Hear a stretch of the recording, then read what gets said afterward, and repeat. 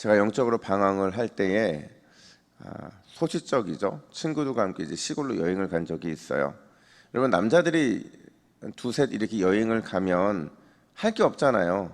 뭐 수다를 떠는 것도 아니고, 그래도 같이 여기저기 돌아다니다가 어떤 이렇게 뭐 호수 비슷한 곳에 나무 한 척이 이렇게 있는 거, 나무배 한 척이 이렇게 있는 거예요. 한 친구가 야, 이거 타고 저기 한번 건너가 볼까 이러는 거예요. 그래서 그냥 뭐 다들 그러자 해서 배를 타고 막 가는데, 노를 처음은 저는 잘 안 저어지죠. 어쨌든 노를 저어서 한 중간쯤 갔어요. 5분 10분 지났는데 이 신발이 축축해지는 거예요. 보니까 그 배가 구멍이 크게 난 배였어요. 그냥 이 나무이기 때문에 물이 떠 있었는데, 딱 보니까 물이 차잖아요. 그래서 물을 막 손으로 퍼내기 시작을 했어요. 근데 여러분, 손으로 퍼낸다고 물이 퍼집니까? 뭐 물이 들어오는 물을 감당할 수 없을 만큼 퍼내고 또 퍼내도 계속 물이 들어와서 결국에는 배가 어떻게 됐느냐? 가라앉아 버린 거죠. 뭐 작은 배라니까 뭐 침몰이라고 말할 수도 없는데 가라앉았는데, 이제 물이 차니까 저희는 막 가슴까지 물이 막 차오르니까 막 살려달라고 막 외치는데, 살려주는 사람이 있어요, 없어요? 없었죠. 꿈이었으니까. 제가 영적으로 방황하고 있을 때 하나님께서 저희가 어떤 삶을 살고 있는지를 보여주시기 위해서 이 침몰하는 배, 지금도 이 배에 침몰했던 그 기억이 생생한데, 아무도 도와줄 사람 없고 오직 나를 도와줄 분은 누구밖에 없는 걸 깨닫는 거예요. 하나님밖에 없는. 우리는 어제까지 죄라고 하는 배, 이 배에 함께 침몰하고 있는 사람들에 대해서 함께 나눴어요. 여러분, 누가 이 침몰하는 배에 함께 타고 있느냐? 죄로 인해서 영원한 멸망을 향해 나아가고 있는 유대인들, 그리고 이방인들. 아무런 차별 없이 이 두 사람 모두 다 죄로 인해 침몰하고 있는 배에 타고 있는 거죠. 그 어떤 소망도 없이, 아니 소망이 없다라는 것도 깨닫지 못한 채 침몰하고 있는 굉장히 비참한 인생이더라는 거죠. 그런 그들을 향해서 오늘 바울은 뭐라고 말을 하느냐? 우리 21절 말씀을 원문의 말과 함께 같이 한번 읽어볼까요? 시작.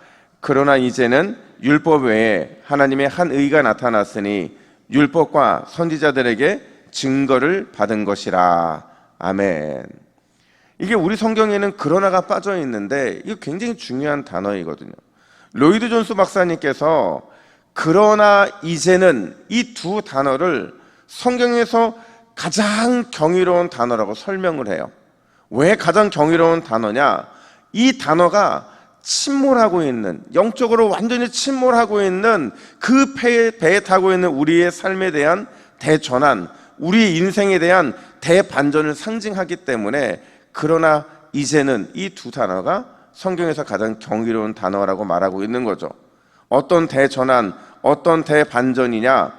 모두가 죄로 인해 침몰하고 있을 때, 모두가 영원한 멸망을 향해 추락하고 있을 때, 갑자기 저 하늘에서 소망의 한 핏줄기가 비친 거예요. 하늘에서 구원의 동아줄이 쫙 내려오더라는 거죠. 그게 뭐냐? 바로 하나님으로부터 임한 의라고 말을 하는 겁니다. 우리에게는 이 죄의 문제를 해결할 의가 없으니까 저 하늘에서 하나님이 의를 보내주시는데, 22절은 그 의를 이렇게 말합니다. 우리 22절도 함께 있습니다. 시작. 곧 예수 그리스도를 믿음으로 말미암아 모든 믿는 자에게 미치는 하나님의 의니. 여러분 믿으십니까? 예수 그리스도를 믿음으로 말미암아 모든 믿는 자에게 미치는 하나님의 의. 이게 무슨 말이냐면, 예수 그리스도 덕분에 우리에게 기적이 일어났다는 거죠. 우리에게 전혀 소망이 없음에도 소망이라는 것이 생기기 시작했다라는 거예요. 도대체 어떤 기적, 어떤 소망이 일어났느냐? 첫 번째로 은혜입니다. 여러분, 은혜라는 게 뭐예요? 받을 자격 하나도 없음에도, 갚을 방법 없음에도 무조건적으로 베풀어 주신 사랑, 그게 바로 은혜인 거거든요. 특별히 우리 믿는 사람들은요, 진짜 감당할 수 없는, 받을 자격이 없는 은혜의 수혜자들이죠. 왜냐하면 이 은혜를 기점으로 은혜 이전과 은혜 이후가 다르기 때문에 그래요. 그걸 오늘 보면 23절, 24절은 이렇게 설명을 합니다. 우리 23절과 24절도 함께 있습니다.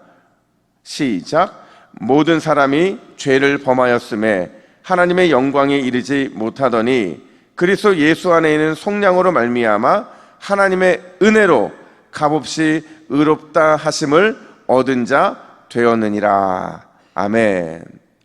분명히 우리는 죄로 인해서 죽을 수밖에 없는 인생이었죠. 과거예요. 죄로 인해서 하나님과 원수가 됐고 도저히 빠져나올 수 없는 깊은 죄의 수렁에 빠져 있었죠.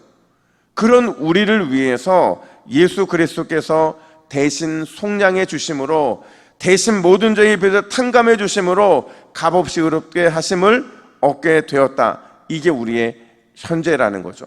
근데 중요한 것은 바로 이 속량이라는 단어인데, 당시 사람들이 매우 보편적으로 쓰던 단어예요. 어떤 단어였느냐? 1세기 당시에 로마 시민 중에 3분의 2가 노예였다고 그래요. 그러니까 3분의 1이 3분의 2를 다스렸는데, 이 3분의 1의 주인과 3분의 2의 노예들, 이 관계가 바로 속량, 대신 값을 주고 사는 것을 통해 연결이 되었다는 거예요. 따라서 예수님께서 우리를 속량하셨다는 것은 죄의 노예, 그래서 사망 가운데 살아가고 있는 노예인 우리를 십자가 대속의 값을 치르시고 속량, 즉 해방시켜 주셨다는 거죠. 그래서 이거를 어떤 목사님이 이렇게 설명하더라고요. 사탄이 보는 앞에서, 우리의 원수가 보는 앞에서 죄와 사망의 노예 문서, 우리의 건강의 노예 문서, 우리의 인생의 노예 문서, 우리의 인생의 두려움의 문서를 예수님께서 친히 죽음의 속량을 통해 불태워 없애 버리셨다. 얼마나 위대한 선언입니까? 불태워 없었다는 것은 흔적도 없이 사라졌다는 것을 말하는 거죠. 중요한 것은 이 속량에 대해서 우리가 한 게 아무것도 없다라는 거예요. 불을 붙여드린 것도 아니고, 이 속량에 대해서 우리가 한 게 아무것도 없다는 거죠. 우리는 그 어떤 공로도 내세울 게 없다는 거예요. 이게 은혜인 거죠. 그래서 어메이징 그레이스, 놀라운 감당할 수 없는 은혜라고 말을 하는 겁니다. 여러분, 오늘 이 새벽에 그 은혜가 저와 여러분들에게 이미 임한 줄 믿으시기를 축복합니다. 이 은혜를 믿고 그 은혜 의지하며 주 앞에 나아갈 때 여전히 은혜로 부르시고 이끌어 주시고 외면치 않으시는, 귀찮다 하지 않으시는 더 큰 은혜와 더 놀라운 사랑으로 뜨겁게 부어주신 주님의 은혜가 오늘 기도하는 저와 여러분들에게 임한 줄로 믿습니다. 그래서 은혜가 중요한 거죠. 뿐만 아니라 예수님 덕분에 생긴 두 번째 소망은 뭐냐? 바로 화목이라는 거예요. 여러분, 우리가 죄 때문에 당하는 가장 큰 문제는 바로 관계의 깨어짐이죠. 죄 때문에 하나님과의 관계가 깨어졌고, 죄 때문에 내 자신과의 관계가 깨어졌고, 죄 때문에 이웃들과의 관계, 심지어 모든 피조 세계와의 관계가 다 뒤틀어지고 엉키고 깨어져 버렸죠. 쉽게 말하면 관계의 구제불능인 상태, 이 관계의 구제불능인 상태가 우리 앞에 놓인 관계의 깨어짐이라는 거예요. 그런데 25절은 이렇게 선언합니다. 우리 25절도 같이 한번 읽어볼까요? 시작. 이 예수를 하나님의 그의 피로써 믿음으로 말미암는 화목제물로 세우셨으니 이는 하나님께서 길이 참으시는 중에 전에 지은 죄를 간과하심으로 자기의 의로우심을 나타내려 하심이니. 아멘. 여기서 화목제물이라는 것은요, 속죄제물이라고 번역해도 되고요, 또 속죄일에 염소의 피가 뿌려지는 지성소의 속죄소, 시은좌라고 해도 괜찮아요. 무슨 말이냐면 예수님께서 하나님과 우리와의 관계, 나와 내 자신과의 관계, 나와 이웃과의 관계를 위해 친히 화목제물이 되어 주셨다라는 거죠. 모든 것을 화목시키셨다는 거예요. 속죄제물로서 모든 것을 끝내주셨다라는 거죠. 중요한 건 믿으면, 이 놀라운 사실을 믿고 의지하면 즉각적으로 그 효력이 나타나게 되어 있다라는 거예요. 근데 문제는 우리가 믿지 못하죠. 그걸 내게 주신 특별한 은혜의 방편이라는 것을 우리가 믿지 못해서 제대로 누리지 못하게 된다라는 거예요. 여러분, 예수님이 우리의 화목제물이 되셨음을 날마다 굳게 믿으시기를 축복합니다. 그러니까 이 말은 바꿔 말하면 우리가 서로 원수질 수 있다는 거예요? 없다는 거예요? 없다는 거예요. 이미 예수 그리스도 안에서 우리는 원수가 아니라 사랑으로 맺어져 있는 아름다운 관계의 회복이 일어나게 됐다라는 거죠. 나 자신을 미워할 필요도 없어요. 왜냐하면 예수님께서 그걸 믿는 사람에게 즉각적인 효력이 나타나게 하셨거든요.